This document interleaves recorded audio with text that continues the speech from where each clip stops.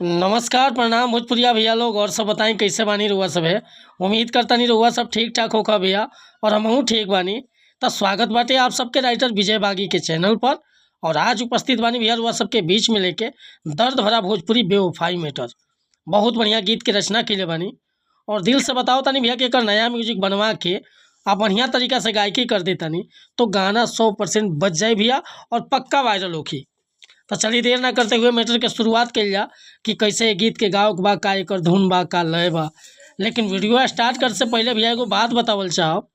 रउआ अगर नया सिंगर बानी आ सिंगिंग में इंटरेस्ट बा, अच्छा मैटर के तलाश में भटकतानी, बढ़िया गीत नहीं खे मिलत, सही तुकबंदी नहीं खे मिलत, चाहे मन पसंद के मीटर नहीं खे मिलत, तब भैया अगर हमारा चैनल पर आ गए बानी एकदम निश्चिंत रही, निराश भैया की जरूरत नहीं खे।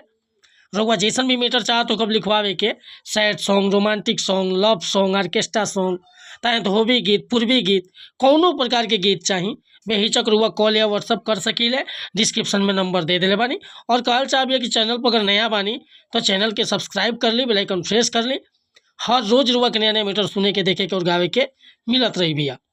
आज के मैटर देखी कैसे गाओ के बाटे, बहुत एकदम नया मैटर बाटे।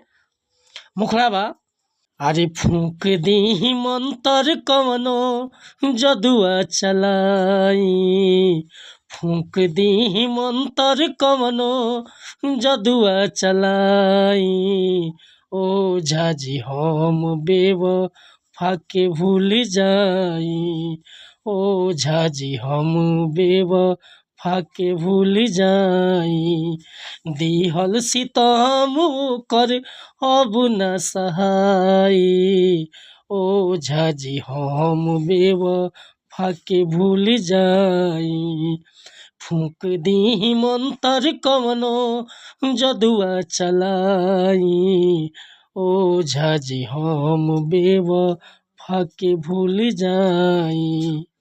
तो भैया ये मुखड़ा लेकर हुआ सबके बीच में उपस्थित रहनी हो। उम्मीद करता नहीं मुखड़ा रुआ समन के अच्छा लागल होई।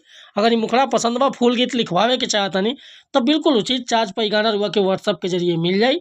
व्हाट्सअप के नंबर बा 8874473128। कोनो प्रकार के मीटर लिखवाओ खोके, चाहे नया म्यूजिक बनवाओ खोके, बेहिचक रुआ कॉल या व्हाट्सअप कर सकीले। बिल्कुल उचित चार्ज पर रुआ के मीटर और म्यूजिक मिल जाए भैया।